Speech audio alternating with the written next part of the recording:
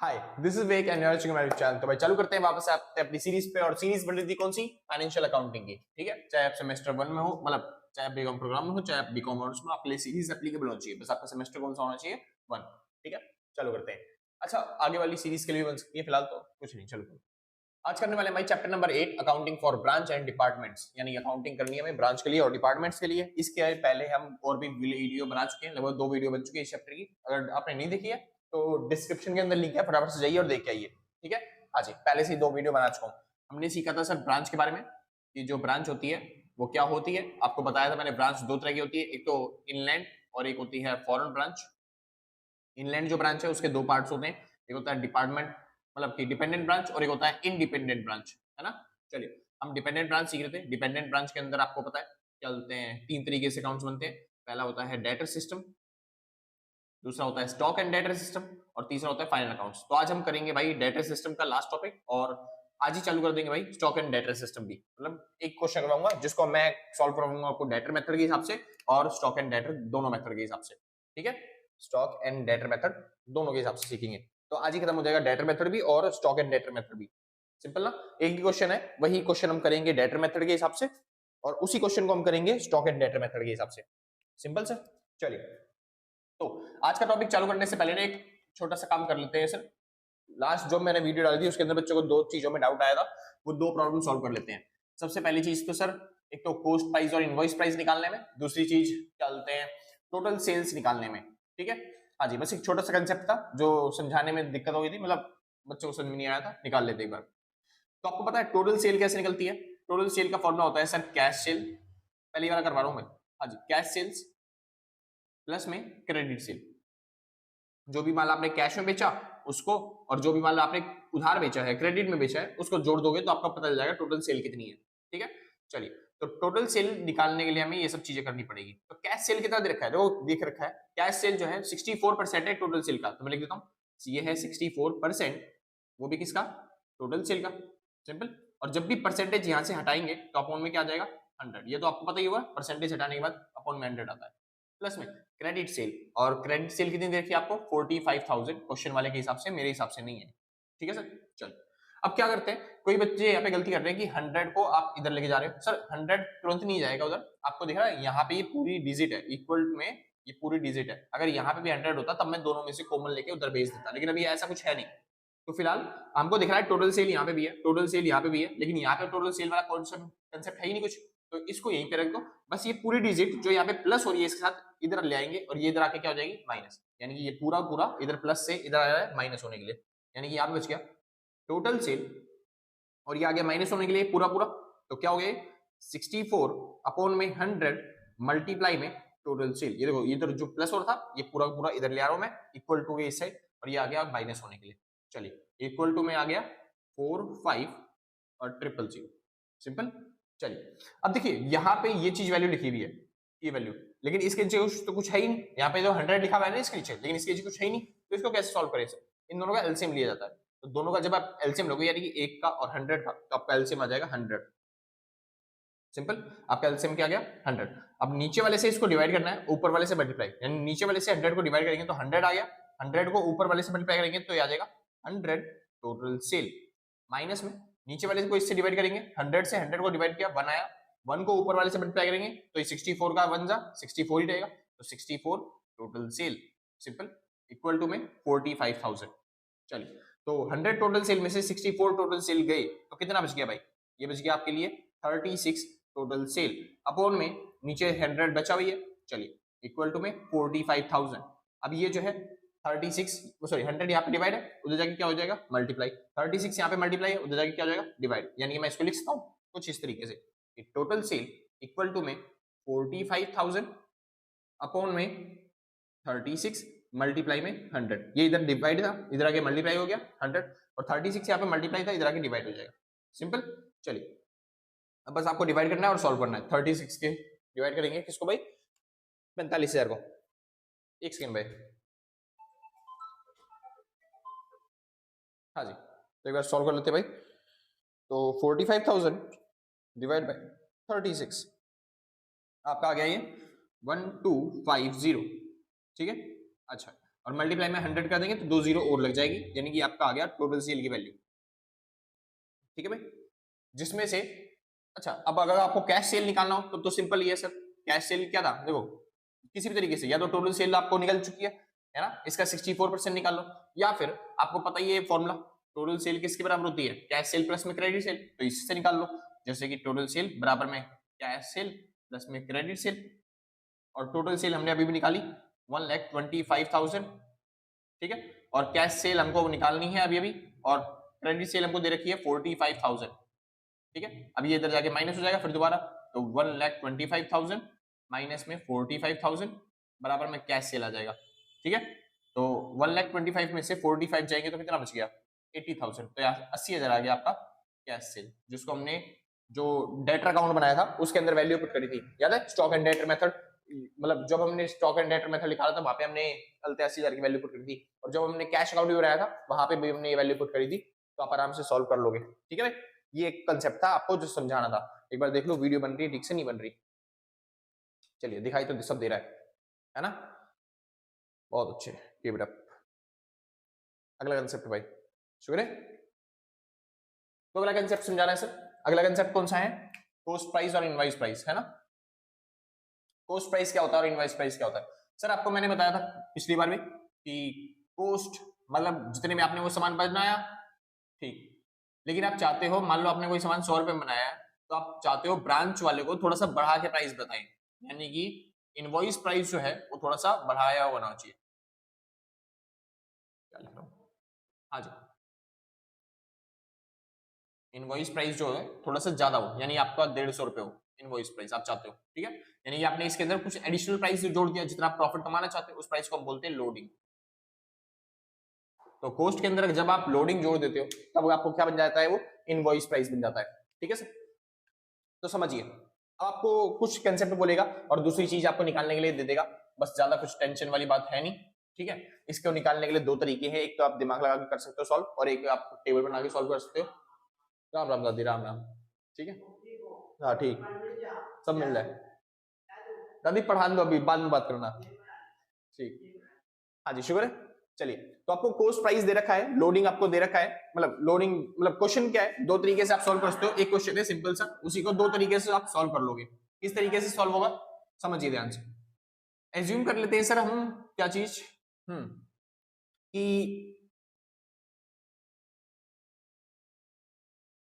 मान लो एक हेड ऑफिस है, हेड ऑफिस ने ब्रांच को, हेड ऑफिस ने ब्रांच को गुड्स भेजे हैं, मतलब माल भेजा है, कितने का, head office transfer goods to branch, कितने का, 2 लाख रुपए का, कितने का माल बेचा है, मतलब कि 2 लाख रुपए का माल बेचा है हेड ऑफिस ने किसको, ब्रांच को, और ये कॉस्ट पे है, किस पे है, कॉस्ट पे। वो कह रहा है लोडिंग क्या होगा और इनवॉइस क्या होगा वो बताइए, ठीक है। जबकि जो लोडिंग जो लगता है ना, जो लोडिंग है वो है 25% ऑन कॉस्ट, ठीक है। पहला क्वेश्चन तो ये है, दूसरा क्वेश्चन इतना ही है, ऐसी जो लोडिंग है वो लगता है 20% ऑन सेल, जो भी आपका सेल का प्राइस होगा उसके 20% पे आप लोडिंग लगाओगे। तो दो क्वेश्चन मैंने आपको दे दिए इस हिसाब से, अब हमको निकालना है कॉस्ट प्राइस और मतलब इनवॉइस प्राइस और लोडिंग प्राइस, मतलब कि तीनों की तीनों की वैल्यू निकालनी है, ठीक है, कि तीनों में क्या क्या वैल्यू आएगी। तो समझिए, ये रहा कॉस्ट, ये रहा लोडिंग, और ये रहा इनवॉइस। भाई एक तो बुक का तरीका है जो बुक में बता रखा है, एक मेरे पास अलग तरीका है जिस तरीके से मैं निकालता हूँ। बुक वाला तरीका समझ लो, ज्यादा बढ़िया रहेगा आपके लिए, कंसेप्ट में दिक्कत नहीं होगी, ठीक है। मेरा वाला तरीका कभी एक्सपेंसिव क्लास होगी ना, जब प्रीमियम क्लास होगी तब उस टाइम पे बताया जाएगा, ठीक है, कि हमारा तरीका कौन सा है। फिलहाल समझिए, बुक वाला तरीका क्या कहता है, कह रहा है 2 लाख रुपए हमने माल बेचा, 2 लाख का हमने माल भेजा, ब्रांच मतलब ब्रांच को भेजा हमने माल, और वो भी कौन से पे, कॉस्ट प्राइस पे, यानी कि जो ये जो है 2 लाख रुपए, ये क्या है, आपको कॉस्ट दे रखा है। तो जो चीज आपको दे रखी होती है ना, सबसे पहले तो उसको 100 मान लेते हैं, जो चीज आपको दे रखी है उसको सबसे पहले क्या मान लेंगे, 100 मान लेंगे, सिंपल इतना। चलिए, या फिर ऐसी नहीं है क्या बोल रहा हूँ, उल्टा बोल दिया। हाँ जी, लोडिंग प्राइस के हिसाब से चलेगा भाई। लोडिंग प्राइस क्या रखा है, 25, पहले वाला कर रहा हूँ, ये वाला पार्ट, ठीक है भाई, देखना पड़ता है ना किस तरीके से समझाया जाएगा। चलिए, तो लोडिंग प्राइस दे रखा आपको कितना, 25% ऑन कोस्ट, ठीक है। तो लोडिंग प्राइस है 25% किसका, कोस्ट का। तो कोस्ट का उसने बोला है ना लोडिंग ने, लोडिंग में बोल रहा है कि कोस्ट का 25% है, तो कोस्ट को मान लो आप 100, ठीक है। और फिर इसका 25% यानी कोस्ट का 25% लोडिंग है, यानी कि ये कितना हो जाएगा 25, 100 का 25% तो 25 ही होता है। चलिए, यानी इनवॉइस प्राइस कितना आ गया 125। इतना सिंपल, कोई दिक्कत तो नहीं ना, बहुत अच्छे। अब समझिए ध्यान से दोबारा से, अगर मान लो ये वाला क्वेश्चन होता बी वाला पार्ट, जैसे बी वाला देखा है, बी वाला क्या कह रहा है, लोडिंग जो है वो 20% है, वो भी किसका, सेल का। लोडिंग क्या है 20%, वो भी किसका, सेल का। तो इस बार वो कह रहा है लोडिंग 20% है, वो भी सेल का, तो इस बार सेल को मानेंगे हम क्या 100, यानी कि जो इनवॉइस प्राइस है, इनवॉइस प्राइस को हम 100 मान लेंगे, ये इनवॉइस प्राइस ही सेल प्राइस है, ठीक है।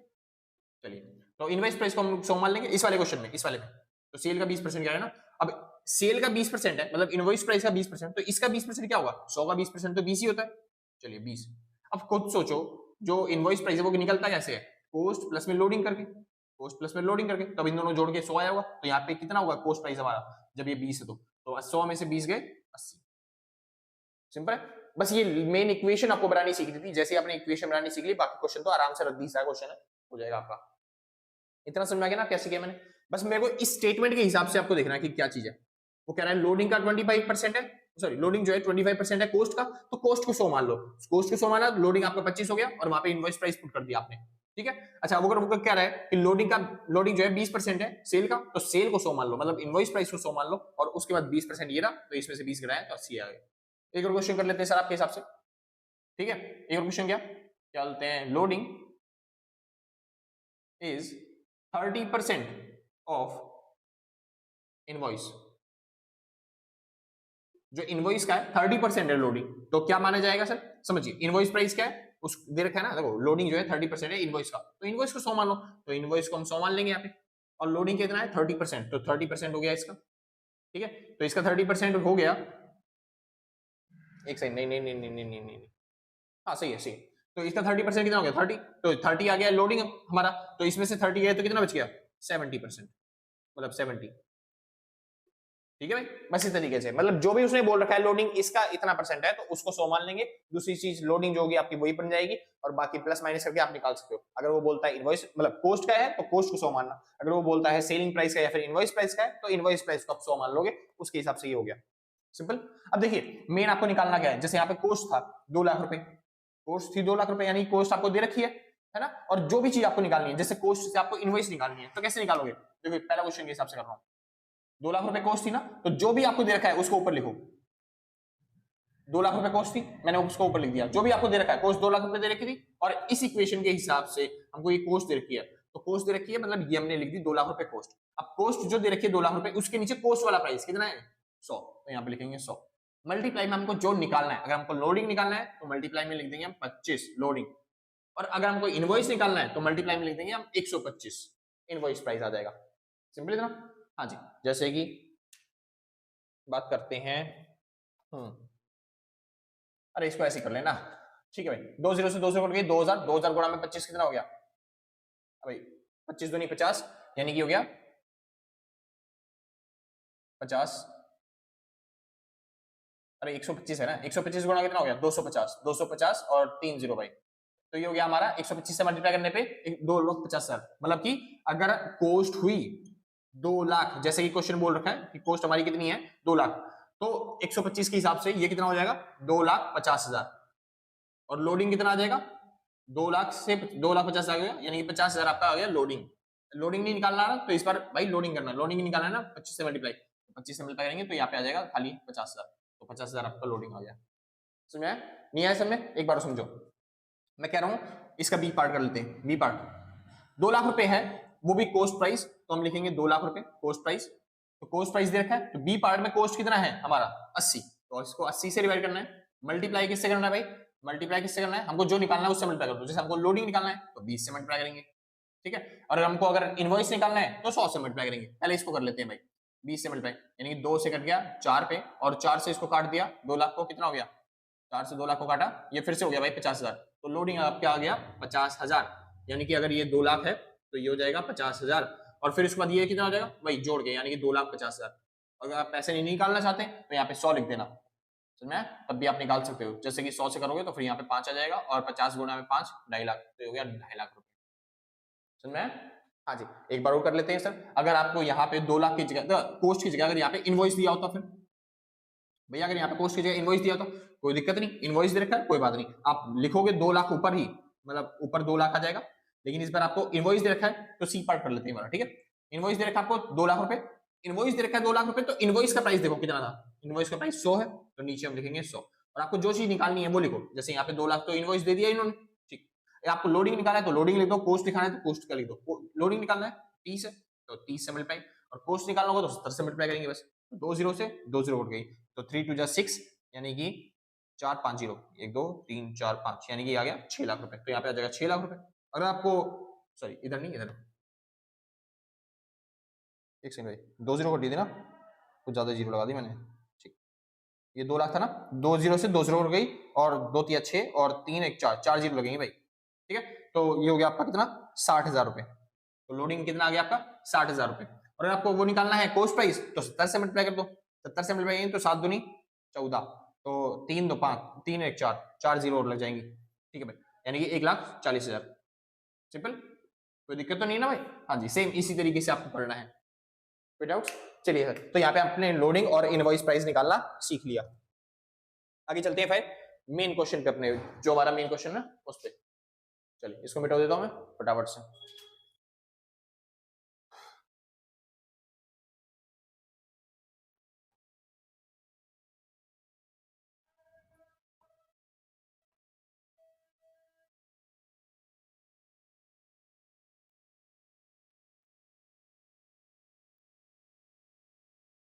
हाँ जी, शुरू करने से पहले सर अगर किसी को नोट्स परचेज करना है तो ये आपको नंबर दे रखा है, आप इस नंबर पर कांटेक्ट करके नोट्स परचेज कर सकते हो, 8059639586, ठीक है। आप इस नंबर पर कांटेक्ट करिए और आपको नोट्स मिल जाएंगे। जो भी मिनिमम अमाउंट होगा आप पेमेंट करके, ज्यादा अमाउंट रखते भी नहीं है सर, 100 से 150 रुपए अमाउंट होगा, जो भी मिनिमम अमाउंट होगा आप पेमेंट करके नोट्स परचेज कर सकते हो। कंप्यूटर टाइप में नोट्स होंगे पीडीएफ के फॉर्म में, ठीक है। हाँ जी, ताकि आपके एग्जाम्स बढ़िया चले जाए, ठीक है। प्रैक्टिस के लिए आपको मिल जाएंगी चीजें बहुत सारी वहां पे, मतलब कि तैयारी कर लोगे आप अच्छे तरीके से। हाँ जी, वो रहा क्वेश्चन पेपर, शुक्र है। चलिए भाई, वीडियो आज की थोड़ी सी लंबी बनने वाली है भाई, क्योंकि पिछले कंसेप्ट भी बताने थे और एक नया क्वेश्चन है, और नए क्वेश्चन के अंदर भी आपको स्टॉक डेटर मेथड और स्टॉक एंड डेटर मेथड दोनों सिखाने हैं, ठीक है। तो अच्छे तरीके से पढ़ लेना। तो क्वेश्चन यहाँ पे दे रखा है सर, देख लो क्या दे रखा है क्वेश्चन में, और क्वेश्चन में थोड़ी सी गलती भी है तो मैं वो समझा भी दूंगा, ठीक है, कि क्वेश्चन में क्या गलती है, क्या ठीक करेंगे, हम किस हिसाब से करेंगे। चलिए, तो कह रहा है CAS limited Mumbai has a branch at New Delhi to which goods are sent at the rate 20% above cost. मतलब समझ रहे हो? फर्स्ट सर फिर से इसी पे आ जाते हैं। कोस्ट वो क्या कह रहा है कि जो हेड ऑफिस है वो अपनी ब्रांच का सामान बेचता है, ठीक है, कितने पे 20% अबव कोस्ट, यानी कि उसने बोला 20% अबव कोस्ट, यानी हमारी जो इक्वेशन बनेगी वो कैसे बनेगी, कोस्ट, लोडिंग और इनवॉइस प्राइस, ठीक है। चलिए, तो उसने बोला 20% अबव कोस्ट है, तो कोस्ट की बात करिए ना, तो हम किसको एज्यूम करेंगे 100 कोस्ट को, और उसने बोला है 20% अबव कोस्ट लोडिंग प्राइस है, यानी कि लोडिंग कितना है 20% ज्यादा इससे, यानी कि 20% जो हो गया वो लोडिंग हो गया, यानी 20 रुपए इसका, 100 का 20 ही तो होता है ना, 100 का 20%। चलिए, और इनवॉइस प्राइस कितना हो गया 120, सिंपल इतना। चलिए, अभी जो भी चीज हमको देगा चाहे वो कोस्ट दे तो हम इनवॉइस निकाल लेंगे, इनवॉइस दे रखा होगा तो कोस्ट निकाल लेंगे। चलिए ठीक है, हाँ जी, ये हमारी इक्वेशन बन गई जो हमको सॉल्व करना है। जैसे अगर हमको मान लो कोस्ट दे रखी है, ऐसे ही सॉल्व करते हैं। पहला ऑप्शन एग्ज्यूम करके चल रहा हूं, मान लो 1 लाख रुपए दे रखी है कोस्ट, ठीक है, तो हम क्या निकालना है, हमें इनवॉइस निकालना है। तो कैसे निकालेंगे सर, ऊपर लिखेंगे हम 1 लाख रुपए, डिवाइड करेंगे, कोस्ट दे रखी थी नहीं है तो कोस्ट से डिवाइड करेंगे, मल्टीप्लाई में इनवॉइस कितना है 120, तो 120 से मल्टीप्लाई, सिंपल। चलिए, और अगर हमको 1 लाख रुपए जो था वो दे रखा होता इनवॉइस, तब हम कैसे सॉल्व करते हैं, ऊपर वही 1 लाख रुपए लिखेंगे, ठीक है, डिवाइड करेंगे, क्या चीज है ये इनवॉइस है तो 120 से डिवाइड करेंगे, ठीक है, और फिर मल्टीप्लाई करेंगे, जो चीज हमको निकालनी है, क्या निकालना है कोस्ट, तो कोस्ट, यानी कि कोस्ट निकालने के लिए किससे मल्टीप्लाई 100 से मल्टीप्लाई, सिंपल भाई। बस इस तरीके से आपकी कोस्ट आ जाएगी, सेम ऐसे ही करना है, और ज्यादा कुछ मुश्किल है नहीं इसमें, ठीक है। ये मैंने एज्यूम किया था, मिटा देता हूं। आगे करते हैं, कह रहा है the branch makes both cash and credit sale, जो ब्रांच है वो सामान कैश में बेचती है और क्रेडिट सेल में भी बेचती है, बहुत अच्छी बात है भाई। Branch expense are met partly from head office and partly by the branch. Branch expenses जो है वो आधा हेड ऑफिस भी करेगी और आधा जो है ब्रांच भी करेगा। ठीक है भाई, कोई दिक्कत नहीं है, मतलब ज्यादातर मान नहीं जाएगा कि हेड ऑफिस ही पे कर रहा है। ठीक, the statement of expense incurred by the branch every month is send to head office for recording. यानी जितना भी स्टेटमेंट होता है एक्सपेंसेस का, वो सारा का सारा ब्रांच के द्वारा हर महीने हेड ऑफिस के पास भेजा जाता है और हेड ऑफिस उसे रिकॉर्ड करता है। मतलब हेड ऑफिस अकाउंट सेटल कर रहा है सारे सारे। ठीक, डिपेंडेंट ब्रांच है मतलब क्या है। Following further details are given for the year 31 December 2021, यानी कि 2021, मतलब कि 2020 की बाकी डिटेल जो है वो नीचे दे रखी है। तो डिटेल कौन सी है देखिए सर ध्यान से, क्या है। कॉस्ट ऑफ गुड्स सेंड दे रखा है आपको, यानी कि जो कि ब्रांच को भेजा गया है, यानी कि जो माल भेजा गया है हेड ऑफिस की तरफ से किसको, ब्रांच को, वो 2 लाख रुपए का है। सर समझिए, ये वाला माल जो है वो 2 लाख रुपए का है, यानी आपको क्या दे रखा है, एट कॉस्ट है। एट कॉस्ट मतलब आपको कॉस्ट वैल्यू दे रखी है 2 लाख रुपए। अब 2 लाख रुपए का सामान भेजा हुआ है तो हमारा इनवॉइस प्राइस और लोडिंग प्राइस कितना होगा, कैसे निकालेंगे सर। बिल्कुल सिंपल, 2 लाख रुपए यहाँ पे लिखे आपने, डिवाइड करना है, क्या चीज था ये, कॉस्ट था ना, तो कॉस्ट से मल्टीप्लाई में जो चीज आपको निकालनी है, जैसे लोडिंग निकालना है तो 20 से मल्टीप्लाई करना, अगर आपको इनवॉइस प्राइस निकालना है तो 120 से मल्टीप्लाई कर देना। सिंपल, 2 जीरो से 2 जीरो कट गई और 12 दूनी कितना हो गया 24, यानी कि 24 और 0000 यानी 2,40,000। और वहीं पे अगर 20 लिखते लोडिंग लिखते तब कितना आता, 2 दूनी 4 यानी 40,000। चलिए, यानी कि 2 लाख का सामान था, 40,000 उस पर लोडिंग प्राइस, और हमने उसको बेचा कितने में, 2,40,000 रुपए में ब्रांच को भेज दिया। इस तरीके से आप लोडिंग और मतलब कैश प्राइस और इनवॉइस प्राइस निकाल सकते हो, सिंपल पड़ेगा। ठीक है, चलिए भाई ज्यादा मेथड मत सीखो कि मेरे मेथड सीखोगे तो फिर ऐसे हो जाएगी कंफ्यूजन कि इस मेथड से करें या फिर इस मेथड से करें। सिंपल एक ही मेथड रखो, सबसे बेस्ट रहेगा। आगे चलते हैं, आगे कह रहे हैं गुड्स रिसीव्ड बाय ब्रांच, यानी कि गुड्स जो हैं वो रिसीव करे हैं ब्रांच ने, और अभी तक कितने, 2,20,000 रुपए के, यानी कि एक सेकंड सुनिए, ये इनवॉइस प्राइस पे है ना। मतलब हेड ऑफिस ने ब्रांच को माल भेजा कॉस्ट प्राइस पे 2 लाख रुपए का, कॉस्ट प्राइस पे माल तो लिखते नहीं हम रिकॉर्ड करते हैं इनवॉइस प्राइस पे, यानी कि हेड ऑफिस ने ब्रांच को कितने का माल भेजा, 2,40,000 रुपए का माल भेजा एक तरीके से। लेकिन ब्रांच ने अभी तक केवल कितने का माल रिसीव किया, 2,20,000 रुपए का सामान। सुनिए, हेड ऑफिस बड़ा डिपार्टमेंट ब्रांच वाले को भेज रहा है, लो जी आप 2,40,000 रुपए का माल ले लो, 2,40,000 इनवॉइस प्राइस है ना, तो 2,40,000 का माल ले लो। लेकिन जो ब्रांच है उसने अभी तक रिसीव कितने का सामान किया, 2,20,000 रुपए का, यानी कि जो 20,000 का सामान है अभी तक पहुंचा नहीं है ब्रांच के पास, यानी कि अभी रास्ते में है कहीं पे, तो उसको क्लोजिंग स्टॉक मान लिया जाएगा और कुछ नहीं करना बस इसका। यानी जो 20,000 का सामान है उसको क्लोजिंग स्टॉक मान लेंगे कि वो रास्ते में है, अभी क्लोजिंग स्टॉक में ऐड हो जाएगा वो, क्योंकि हम बेच तो पाएंगे नहीं उसे जब पहुंचा ही नहीं हमारे पास। तो चलिए, उसके बाद क्या रहा है, क्रेडिट सेल दे रखा है 1,65,000, उसके बाद कैश सेल दे रखा है 59,000, cash limited to head office, यानी कि ब्रांच ने जो हेड ऑफिस को कैश पेमेंट करी है वो 2,22,000 की कर रखी है। सर यही गलती है बस, खाली जितना भी आप कंसेप्ट देखोगे और टॉपिक देखोगे, वरना आपका क्वेश्चन गलत हो जाएगा, मतलब आंसर गलत हो जाएगा। 2,22,000 नहीं है यहाँ पे, 2,22,500 रुपए है, यानी कि जो ब्रांच ने हेड ऑफिस को सामान भेजा है वो 2,22,000 की जगह 2,22,500 लिखना है आपको, बस ये थोड़ी सी चेंज कर लेना, बस थोड़ा सा चेंजेस, 2,22,500, वरना मैं तो 2,22,000 ऐसे भी कर दूं, मगर जब आप आंसर चेक करोगे तो वो गलत आएगा, मतलब कहीं पे भी जाके चेक करोगे तो 2,22,500 क्वेश्चन ने हल्की सी मिस प्रिंटिंग कर रखी है, डीयूएसएल वाली बुक करती रहती है चीजें, 2,22 की जगह 2,22,500 करना है बस आपको। क्या ना, expenses paid by head office कितना, 12,000 रुपए, हेड ऑफिस ने एक्सपेंसेस पे कर दिए 12,000 रुपए, बहुत अच्छे। और बैड डेट्स दे रखा है आपको, रिटर्न ऑफ 750, बैलेंस दे रखा है कुछ चीजों का, जैसे स्टॉक्स का बैलेंस दे रखा है, कॉस्ट प्राइस और इनवॉइस प्राइस पे भी कर लेंगे भाई इसी हिसाब से, ठीक है। उसके बाद डेटर्स दे रखे हैं आपको, कैश इन हैंड दे रखा है आपको, ठीक है। लास्ट में क्या है, show necessary ledgers in the books of head office and determine the profit and loss of branch for the year ended 31 December 2021, यानी कि साल के एंड में आपको बुक्स बना रही है, और 2 मेथड से, पहला कह रहा है मेथड अंडर डेटर मेथड, और दूसरा मेथड कह रहा है under stock and debtor method. तो भाई अभी फिलहाल हम चालू करते हैं डेटर मेथड। डेटर मेथड में आपको याद है, डेटर मेथड और स्टॉक में एंड डेटर मेथड याद है ना, भूल गए तुम, मेरे को पता है भाई। डिपार्टमेंटल सॉरी डिपेंडेंट जो ब्रांच थी, डिपेंडेंट ब्रांच जो है 3 तरीके से अकाउंट बनाती है, पहला डेटर मेथड, दूसरा स्टॉक एंड डेटर मेथड, और तीसरा होता है फाइनल अकाउंट्स मेथड। तो डेटर मेथड में केवल जो सारे ट्रांजैक्शन है वो रिकॉर्ड करता है हेड ऑफिस। कौन रिकॉर्ड करता है, हेड ऑफिस, सारे ब्रांच के ट्रांजैक्शन, तो केवल एक अकाउंट बनता है, वो भी ब्रांच अकाउंट जिसे बोलते हैं, है ना, बाकी सब वर्किंग नोट में आता है। लेकिन जो स्टॉक एंड डेटर मेथड है इसमें अलग से सारे अकाउंट बनाए जाएंगे, यानी कैश अकाउंट, बैंक अकाउंट और डेटर अकाउंट, और उसके बाद क्रेडिट अकाउंट, मतलब जो भी अकाउंट प्रीपेयर करने की जरूरत होगी स्टॉक एंड डेटर में सारे अकाउंट बनते हैं। तो हमको बोल रहा है एक अकाउंट से भी बना के दिखा दो प्रॉफिट लॉस निकाल के, और सारे अकाउंट से भी बना के दिखा दो प्रॉफिट लॉस निकाल के। फिलहाल मैं अभी चालू करता हूँ एक अकाउंट से बनाना ये और प्रॉफिट लॉस निकालना, ठीक है। टेंशन मतलब सर दोनों अकाउंट से आंसर सेम ही आएगा, हाँ जी। बस अभी फिलहाल जो उसने बोला है डेटर मेथड से, तो हम डेटर मेथड से क्वेश्चन करते हैं। तो क्वेश्चन तो आपने नोट कर लिया होगा, अगर नोट नहीं करा था भाई फिर दोबारा बैक जाओ, स्क्रीनशॉट लो और स्प्लिट स्क्रीन में चलाओ। डेटर मेथड का हम यूज करते हैं, ठीक है। और डेटर मेथड में हम क्या बना रहे हैं, ब्रांच अकाउंट, ठीक है सर। ये रहा हमारा ब्रांच अकाउंट, ठीक है सर। ये रहा पर्टिकुलर, ये रहा अमाउंट, ये रहा पर्टिकुलर और ये रहा अमाउंट। चलिए क्वेश्चन के हिसाब से चल चालू कर देते हैं, मतलब शुरू करना चालू कर देते हैं फटाफट से। हमको पता है सर क्या क्या चीजें होनी चाहिए थी, हमको पता है यहाँ पे आता है ओपनिंग बैलेंस, तो यहाँ पे लिख देते हैं हम ओपनिंग बैलेंस, ठीक है, मतलब बैलेंस बीडी जिसे बोलते हैं हम, ठीक है।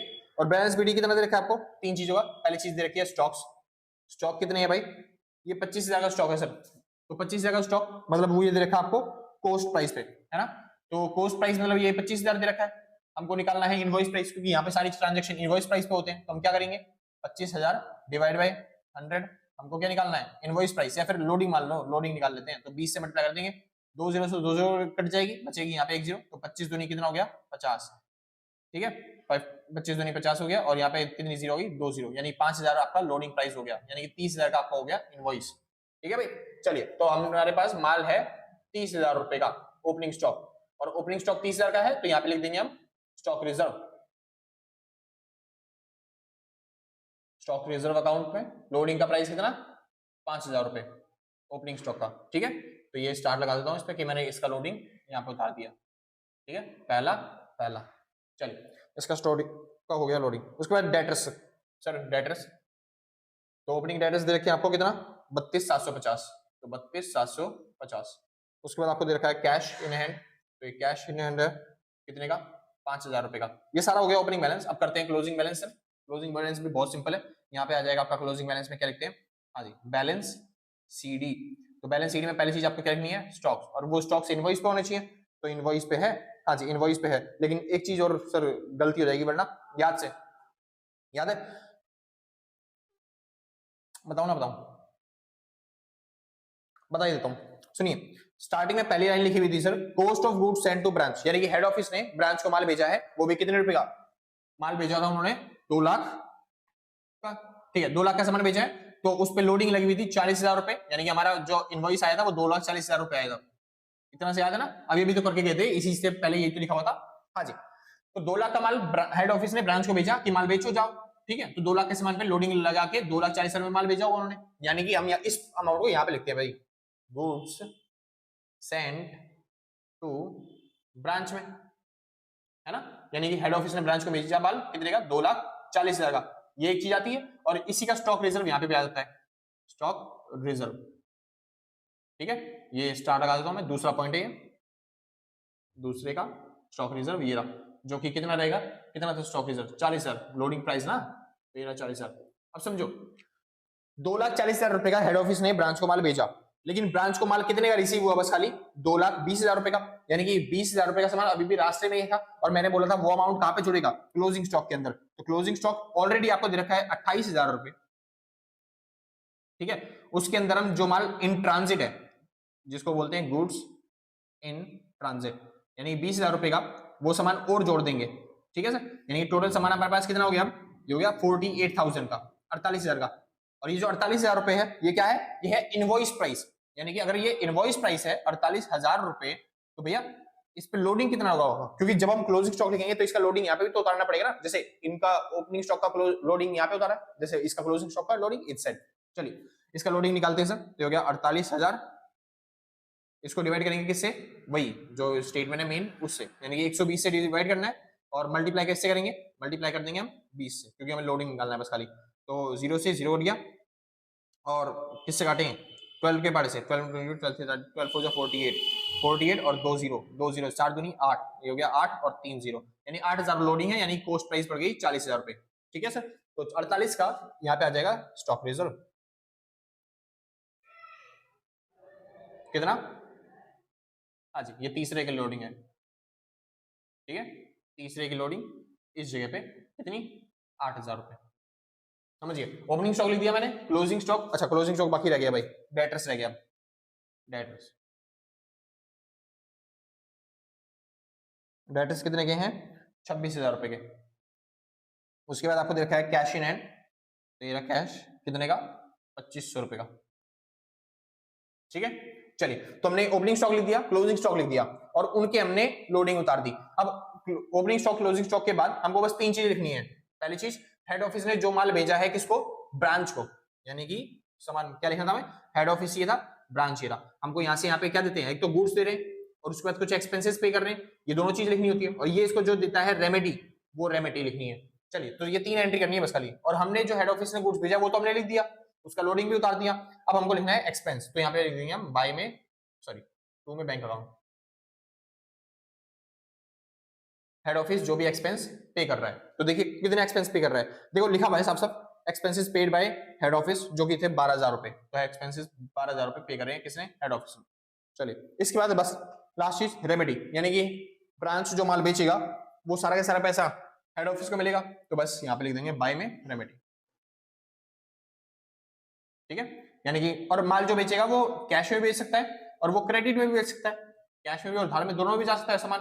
तो कितने का सामान बेच के दिया पैसा उन्होंने, देखिए ध्यान से भाई, लिखा हुआ है देखो, ये भी दे रखा है, cash remedy to head office 2,22,500। हाँ जी, मतलब वो 500 रुपए जो एक्स्ट्रा ऐड करने के लिए बोलते हैं जिसमें, यानी कि ब्रांच हेड ऑफिस को पैसे दे रहा है कितने, 2,22,500। बस आपको निकालने की जरूरत भी नहीं है एक्स्ट्रा कैश और क्रेडिट। हाँ, अगर आप निकालना चाहो तो ऐसे मिल जाएगा, जैसे कैश सेल्स कितना था आपका, 59,000, ठीक है। और क्रेडिट सेल तो दे नहीं रखा ना, तो क्रेडिट सेल कैसे निकलेगा, इसमें से बस ये 59,000 घटा देना 2,22,500 में से, तो आपको क्रेडिट सेल मिल जाएगा। लेकिन उसको निकालने की जरूरत नहीं है अभी फिलहाल, हमें तो जो मेन चीज ये थी 2,22,500 वो ऑलरेडी दे रखी थी उन्होंने।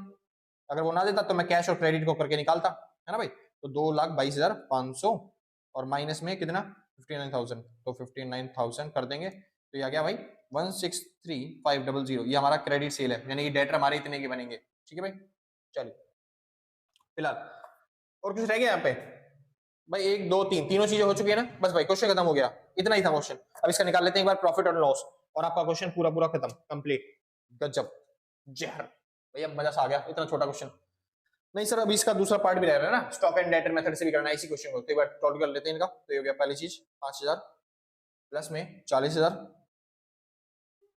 प्लस में 2,25,000, सॉरी 2,25,000, सॉरी 2,22,500 है ना, हाँ। उसके बाद 48,000 48,000, उसके बाद है 26,000, उसके बाद आपका दे रखा है 2,500 रुपए, ठीक है। हाँ जी, इसके बाद इसमें से माइनस करना है कौन सी वैल्यू, 30,000 रुपए। अच्छा एक सेकंड, पहले इसका रोल कर लूं। तो भाई इनका टोटल आ गया 3,44,000, कितना आया, 3,44,000 रुपए, ठीक है। तो इसका भी टोटल 3,44,000 होना चाहिए, ठीक है सर। तो जो भी कम होगा वो हम माइनस करते जाएंगे, मतलब वो आ जाएगा हमारा ग्रॉस प्रॉफिट, जितना भी कम होगा। तो पहली चीज 30,000 माइनस करनी है, फिर माइनस करना है 32,750, और फिर माइनस करना है 5,000, फिर माइनस करना है 2,40,000, फिर माइनस करना है आपको 12,000, फिर एक और माइनस कर दोगे आप 8,000 इज इक्वल टू में, भाई ये आ गया आपका प्रॉफिट जो भी है 16,250 रुपए, ठीक है। ये आ गया आपका ग्रॉस प्रॉफिट, सॉरी मतलब नेट प्रॉफिट,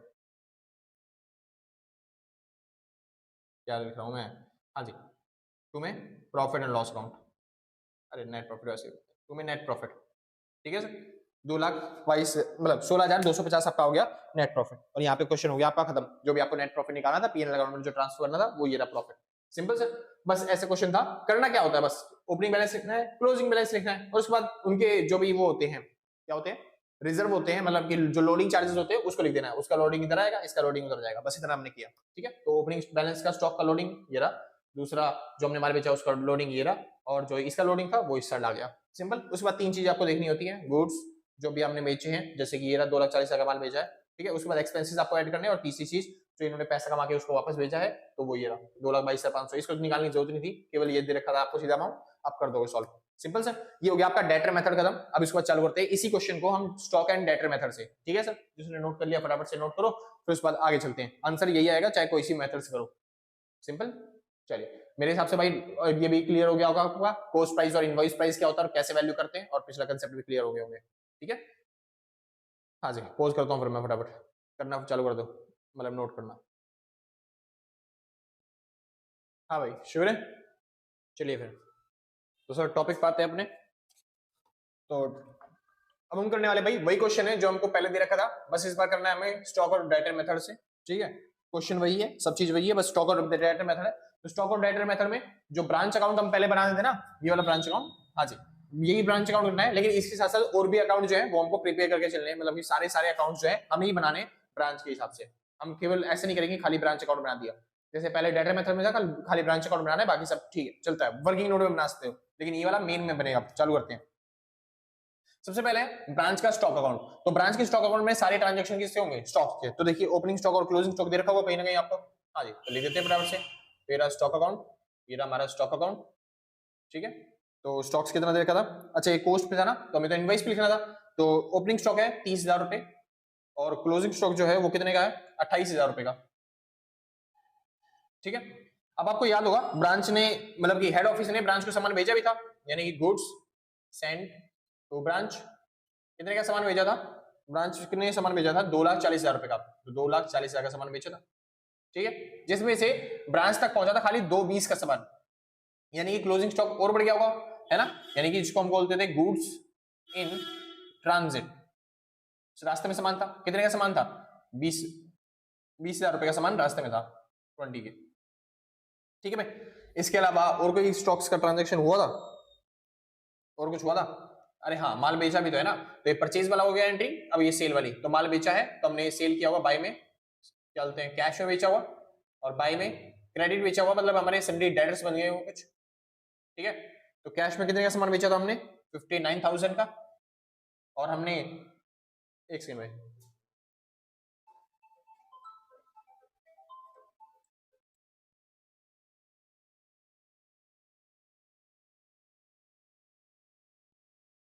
हाँ जी शुक्र है। चलिए, तो हमने स्टॉक्स कैश में बेचे थे हमने 59,000 के, और हमने उसमें कितने बेचे थे वो पता नहीं था भाई, तो हमने निकाला था, तो 2,22,500 जो हमने माल, मतलब पैसा रिसीव किया था उससे, उसमें से हमको घटाना था कितना, 59,000। तो 59 इसमें से घट गया, तो कितना बच गया, 1 पैसा बच गया था। हाँ जी, तो 165,000 का हमने सामान डेटर्स को बेचा था, बस और कुछ रह नहीं गया शायद, और कुछ हुआ था ट्रांजेक्शन में। नहीं भाई, और स्टॉक का कुछ नहीं हुआ, बस खाली इसका बैलेंस निकाल लेते हैं एक बार फटाफट से। तो इसका बैलेंस निकालेंगे सर, ये हो गया 59,000। ठीक है, और उसके बाद प्लस में 165 जो हमने पैसे रिकवर किए, 20,000 रुपये माल क्लोजिंग स्टॉक है, ट्रांजिट है, रास्ते में सामान है, और 28,000 रुपये का हमारे पास क्लोजिंग स्टॉक बचा हुआ है। ठीक है, चलिए तो इसका टोटल आ गया 272,000। ठीक है, और इसका भी टोटल फिर यही होना चाहिए 272,000। ठीक है, अब लेकिन हमारे पास माल था कितने का, तो 30,000 का सामान तो ओपनिंग स्टॉक पड़ा था, माइनस में 240 का सामान जो था वो पहले पड़ा हुआ था, यानी कि 2,000 रुपए का हमारा जो है वो यहाँ पे बैलेंस आ रहा है, और ये बैलेंस हम बोल देंगे, इसको ट्रांसफर कर देंगे ब्रांच एडजस्टमेंट अकाउंट में। ठीक है भाई, तो 2 में ब्रांच एडजस्टमेंट अकाउंट। ठीक है, तो 2,000 रुपए का जो प्रॉफिट हुआ वो चला जाएगा यहाँ से, बैलेंस फिगर करके निकाला, हमने कैसे निकाला, बैलेंस फिगर करके। ठीक है, तो ये जो 2,000 रुपए का सामान बचा ये हमारा चला जाएगा किसमें, गुड्स एडजस्टमेंट, मतलब ब्रांच एडजस्टमेंट अकाउंट के अंदर। ठीक है सर, चलिए अब बात करते हैं ब्रांच डेटर्स की। तो ब्रांच के डेटर्स के हिसाब से देख लो क्या था, ओपनिंग बैलेंस क्या था, डेटर का क्लोजिंग बैलेंस क्या था, वही देख लो सर फटाफट से। तो ये रहा ओपनिंग बैलेंस। ठीक है, हाँ जी, ओपनिंग बैलेंस मतलब बैलेंस बीडी। तो बैलेंस बीडी कितना था, 32,750, ये हो गया 32,750, और क्लोजिंग बैलेंस दे रखा है आपको, हाँ जी क्लोजिंग बैलेंस भी दे रखा है, तो यानी कि बैलेंस सीडी भी दे रखा है आपको, कितने का, ये हो गया 2,000, नहीं 2,500 तो उसका है, ये हो गया 26,000 रुपए का। ठीक है सर, क्लोजिंग बैलेंस मिल गया आपको, ओपनिंग बैलेंस क्लोजिंग बैलेंस हो गया। अब देखिए डेटर हमारे बीच में बढ़े या घटे हैं किसी तरीके से, हाँ जी हमने सामान उसको उधार में बेचा था तो डेटर बढ़ गए होंगे हमारे। ठीक है, तो बाय में क्या बोलते हैं, ब्रांच स्टॉक अकाउंट के नाम से हमने उसको स्टॉक भेजे थे कितने के, 1,65,000 रुपए के, ये माल तो हमने उधार में बेचा था ना भाई, हाँ जी ये तो कैश में था लेकिन ये तो उधार था। ठीक है, 1 पैसा का। अच्छा घटे भी हैं, हाँ जी घटे हैं, बैड डेट्स रखा था रिटर्न ऑफ 750 रुपए, तो बाय में बैड डेट्स, बैड डेट्स कितने का है 750, क्वेश्चन में दे रखा है सर ये बैड डेट्स को 750 रुपए का, हमारा डूब गया। और कुछ है नहीं, अब इससे पता चल जाएगा हमको डेटर, मतलब डेटर ने इस साल हमें कितना पैसा दिया है, जो कि कैसे निकलेगा, बाई में कैश या फिर बैंक कर देना आराम से और तो हो जाएगा, और क्या बोलते हैं बैलेंस फिगर निकालेंगे हम, तो ये 32,750 उसके बाद प्लस में 1,65,000। एक सेकंड भाई, बहुत ज्यादा फोन आ रहे हैं आप तो। हेलो, हाँ भाई शुरू करते हैं। 32 लाख मतलब 32,750 जब हमें 1,65,000, और उसके बाद देखा अब बाढ़ आना चालू हो गया भाई, इतने पे बुलाना चालू कर दिया।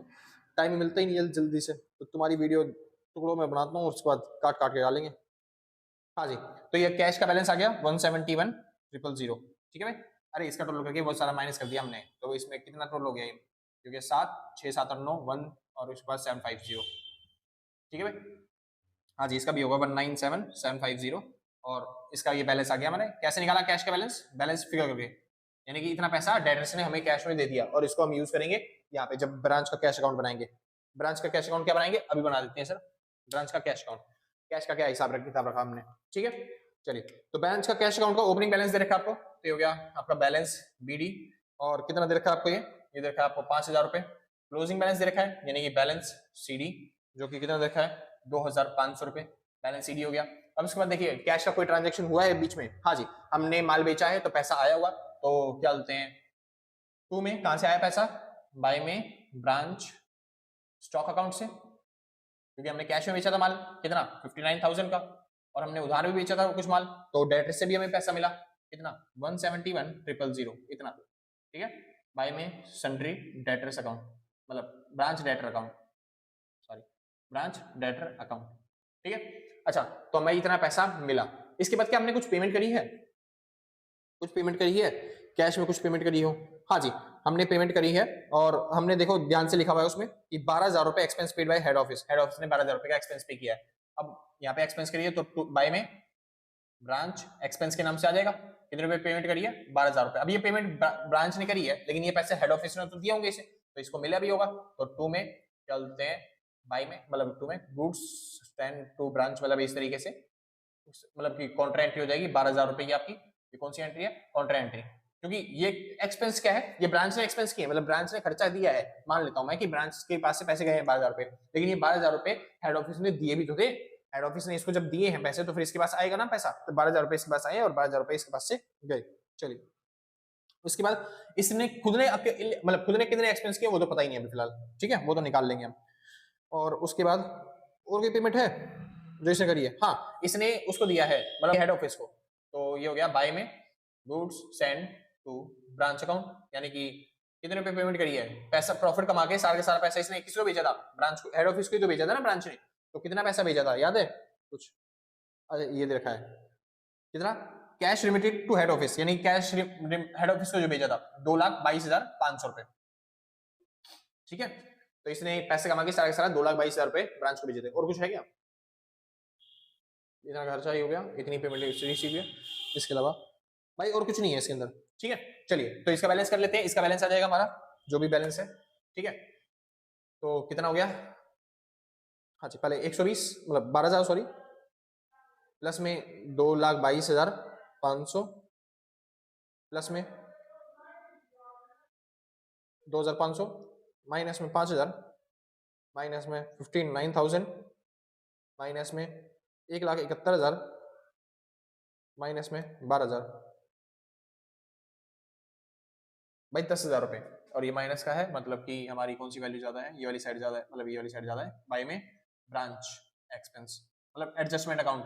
ठीक है, ये एडजस्टमेंट करने जाएंगे कितने रुपए 10,000 रुपए, क्योंकि ये ब्रांच ने पैसा भेजा है ना 10,000 रुपए। ठीक है, हाँ जी, मतलब ब्रांच ने कैश में एक्सपेंसेस किए हैं, कैश अकाउंट में कैश अकाउंट नहीं लेते, ये ब्रांच एडजस्टमेंट अकाउंट आएगा।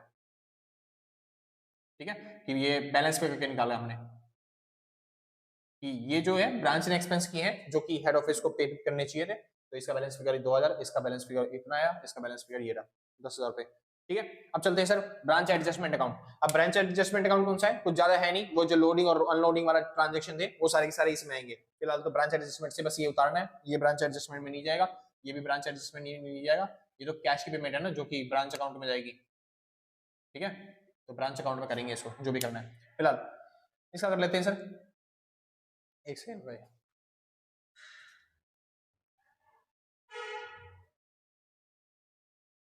हाँ भाई श्योर है, चलिए ध्यान से देखिए।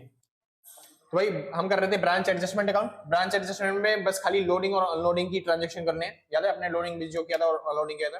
हाँ जी, उसी तरीके से जैसे आप ओपनिंग स्टॉक लिखते थे 30,000, तो इसका लोडिंग यहाँ पे आ जाएगा, यानी कि स्टॉक रिजर्व। ठीक है, पहली ट्रांजेक्शन जो थी 30,000 का लोडिंग याद है कितना था? 5,000 रुपए। ठीक है, अरे इसका वही था ना जैसे हमने पहले निकाल रखा था। पुराना क्वेश्चन बैक करके देख लेना भाई, मेरे को याद है तो मैंने लिख दिया। और बाय में, अच्छा हाँ दूसरा, फिर स्टॉक रिजर्व आएगा क्योंकि जो ओपनिंग बैलेंस भेजा था हमने उसका था लोडिंग, यानी कितना सामान हम मतलब ब्रांच ने कितने का बेचा था सामान? 2 लाख का कॉस्ट पे था, यानी कि 2,40,000 रुपए का था उस पे इनवॉइस पे, है ना, यानी 40,000 की लोडिंग थी इसकी। तो 40,000 की इसकी लोडिंग थी, जो मतलब कि जो हमने ब्रांच ने भेजा था सामान उसका, मतलब हेड ऑफिस ने जो ब्रांच के सामान भेजा था उसका। ठीक है, दूसरी लोडिंग ये वाली थी। उसके बाद तीसरी लोडिंग जो थी क्लोजिंग स्टॉक की, तीसरी लोडिंग क्लोजिंग स्टॉक की, ठीक था कितने का? ये था भाई क्लोजिंग स्टॉक, ये 28 और 20 मतलब ये हो गया 40,000। 40,000 की लोडिंग 8,000 रुपए थी, याद है। तेरा स्टॉक रिजर्व 8,000 रुपए की इसकी लोडिंग थी क्लोजिंग स्टॉक की। ठीक है, ये तीनों की लोडिंग हो चुकी है। अब स्टॉक का प्रॉफिट देख लेते हैं भाई। स्टॉक और जो स्टॉक अकाउंट बनाया था उसमें देता प्रॉफिट 2,000 रुपए का, जो मैंने बोला था कहाँ पे जाएगा? एडजस्टमेंट अकाउंट के अंदर जाएगा। वही मैं उतारने जा रहा हूँ, क्या बोलते हैं वो डेबिट में था, यहाँ पे क्रेडिट में आ जाएगा बाय में स्टॉक अकाउंट। ठीक है, कितने रुपए का? 2,000 रुपए का। और कुछ रह गया? नहीं जी, स्टॉक का सारा काम हो गया भाई। प्रॉफिट और लॉस का एडजस्टमेंट देख लेते कितने का प्रॉफिट हुआ।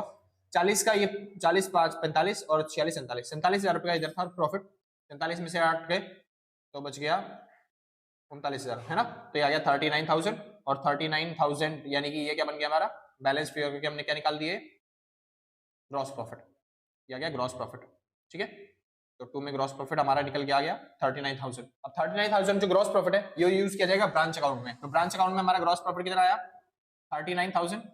भाई नेट प्रॉफिट नहीं है, कभी आप सोचो कि आंसर मैच नहीं हुआ, ये ग्रॉस प्रॉफिट है। 39,000 यूज किया। अब इसमें देख लो हमने कितने एक्सपेंसेस पे किए हैं, तो क्योंकि ट्रांजेक्शन का तो हो गया सारा का सारा, अब एक्सपेंसेस देख लो। 2 में क्या बोलते हैं बैंक से हेड ऑफिस ने कितने एक्सपेंस पे किए थे? पहला एक्सपेंस जो था वो 12,000 रुपए का था एक्सपेंस, जो हेड ऑफिस ने साफ साफ दे रखा था 12,000 रुपए का एक्सपेंस। ठीक है, हाँ जी, ये ना 12,000 रुपए का जो हमने एंट्री दी थी कि हेड ऑफिस ने ब्रांच को दिया है। लेकिन कुछ खर्चे ब्रांच के भी थे जो अलग से उसने किए हैं, जो मैंने बोला था कहाँ पे जाएंगे? ब्रांच अकाउंट में जाएंगे। ठीक है, बैलेंस पे 10,000 रुपए ब्रांच के भी थे, तो वो 10,000 रुपए और ऐड हो जाएंगे जो खर्चे ब्रांच ने किए। देखो 12,000 ये वो खर्चे थे जो हेड ऑफिस ने किए हैं ब्रांच के बिहाफ पे, 10,000 ये वो खर्चे हैं जो ब्रांच ने ही किए हैं लेकिन वसूल किससे करेगी? हेड ऑफिस से। तो कितना हो गया? 22,000 रुपए का टोटल खर्चा, टोटल एक्सपेंस हो गया। ठीक है, इसके अलावा और कुछ था? हाँ जी, बेड डेट्स थे। तो बेड डेट्स कितने के? 750 रुपए का बेड डेट्स हो गया। अब बेड डेट्स के अलावा कुछ बच गया? नहीं भाई, तो बस इतना ही आएगा। तो इसको सॉल्व कर लेंगे। 39,000 इधर हो गया, 39,000 इधर हो गया, तो 39 में से कितने घटाने आपको? 22,000 ये चले गए, बच गया 37, 2 गए तो 37, 37 में से 20 और गए, तो 37 में से 20 गए, कितना बच गया? 37 में से 27 और 17, 17 में से 750 गए, तो बच गया 16,250। 16,250 ही था भाई, देखेंगे बाद में फिर पता नहीं चला। हाँ जी, नेट प्रॉफिट आपका आ गया 16,250। अच्छा ये अकाउंट तो रह गया, इसमें कुछ ज्यादा है नहीं भाई। Good send to branch account, यानी कितने का माल हमने बेचा ब्रांच को, तो याद है आपको आपने कितने का सामान बेचा था? 2,40,000 रुपए का। हाँ जी, तो ये हो गया ब्रांच स्टॉक अकाउंट। कितने का सामान बेचा था हमने? 2,40,000 रुपए का। ठीक है, जिसमें से उसको कितना मिला था? 2,20,000 रुपए का ब्रांच को, है ना, सॉरी कोस्ट था ना, कोस्ट, सॉरी गलत हो गया। हाँ जी, जिसमें से कोस्ट प्राइस उसका था 2 लाख रुपए, और क्या बोलते हैं जो इनवॉइस था यानी कि ब्रांच एडजस्टमेंट अकाउंट में जो हमने इनवॉइस डाला है वो कितना डाला था इसका? 2,40,000 रुपए। तो ये हो गया आपका बराबर 2,40,000 और 2,40,000 रुपए। Simple sir. हाँ जी, ये हमने निकाला बैलेंस फिगर पे। ठीक है, ये भी बैलेंस फिगर है। तो भाई ये आपका 16,250 रुपए नेट प्रॉफिट, शायद यही था, इतना ही था। ठीक है, लास्ट क्वेश्चन। तो भाई मेरे हिसाब से यहाँ पे खत्म हो गया आपका क्वेश्चन। हमने सीख लिया डेटर मेथड और हमने सीख लिया stock and debtor method. Answer वही सेम आने वाला है, बस इसमें आपको सारे के सारे अकाउंट्स प्रिपेयर करने पड़ेंगे, उसमें आपको अकाउंट्स प्रिपेयर करने की जरूरत नहीं पड़ेगी। ठीक है भाई, हाँ जी। इसके अलावा भाई सारा क्वेश्चन खत्म हो गया। देखो इसके अलावा मैं बता देता हूँ, देखिए मैंने बताया था किसको मिटाऊं भाई, जिसको नोट करना है फटाफट से नोट कर लो, फिर उसके बाद चालू करते हैं आगे। कर लिया भाई नोट? चलिए इसको मिटा देता हूँ मैं थोड़ा सा, ठीक है यार, तुम मेरे को दुखी करते हो तुम, वरना नोट कर लिया ना तुमने, ठीक समझिए। अभी आपके सिलेबस के हिसाब से सर मैंने चेकआउट किया, तो आपको पता है ब्रांच दो तरह की होती है, एक इनलैंड ब्रांच है, एक फॉरेन ब्रांच है, ठीक है। फॉरेन ब्रांच आपके सिलेबस में नहीं है। इनलैंड ब्रांच दो तरह की होती है, एक डिपेंडेंट और एक इंडिपेंडेंट। डिपेंडेंट ब्रांच में 3 अकाउंट बनते हैं। पहला बनता है स्टॉक अकाउंट, दूसरा बनता है स्टॉक अकाउंट डेटर अकाउंट और तीसरा बनता है फाइनल अकाउंट्स, ठीक है। ये जो इंडिपेंडेंट ब्रांच है वो भी आपके सिलेबस में नहीं है, बस आपके सिलेबस में डिपेंडेंट ब्रांच है अभी फिलहाल, क्योंकि फर्स्ट टर्म है ना आपका, हाँ जी, सेमेस्टर फर्स्ट वालों के लिए इस वजह से। तो आपके सिलेबस में केवल डिपेंडेंट ब्रांच है, और डिपेंडेंट ब्रांच में भी sir stock and debtor method और डेटर मेथड, बस ये दो मेथड है। जो फाइनल अकाउंट्स का मेथड है वो आपके में अभी नहीं दे रखा, और फाइनल अकाउंट्स है कुछ नहीं सर, ये जो मैंने बनाया इसी को फाइनल अकाउंट्स बोलते हैं, यही फाइनल अकाउंट्स है और कुछ नहीं है, ठीक है। अगर कभी आएगा तो कर दोगे आराम से, लेकिन अगर नहीं आया तो फिर तब भी भाई वही हो चुका है दोबारा, डेटर मेथड और स्टॉक एंड डेटर मेथड, बस ये दो मेथड है आपके सिलेबस में। ये वाला मेथड, ये वाला मेथड, ये मेथड अभी नहीं है आपके सिलेबस में, ठीक है। चलिए जब आपका सिलेबस में आएंगे दोबारा से, यानी कि थर्ड सेमेस्टर में या फिर फोर्थ सेमेस्टर में, तब हम देखा जाएगा, तब करवा देंगे आराम से, ठीक है भाई। हाँ जी, यहाँ पे खत्म होता है आपका ये वाला चैप्टर। अच्छा, इसमें अभी टॉपिक रह रहा है भाई आपका ब्रांच अकाउंट खत्म हुआ है, अभी एक डिपार्टमेंट अकाउंट रह रहा है, तो डिपार्टमेंट अकाउंट हम प्रिपेयर करेंगे अच्छे तरीके से, ठीक है, जिसमें 2-3 डिपार्टमेंट के हिसाब से हम अकाउंटिंग करते हैं, ट्रांजेक्शन को रिकॉर्ड्स करते हैं, सब चीज करते हैं, ठीक है। एक क्वेश्चन उसका भी करवा दूंगा, ज्यादा बड़ा नहीं है, मुश्किल सा नहीं है, छोटा सा है, आसान सा है भाई।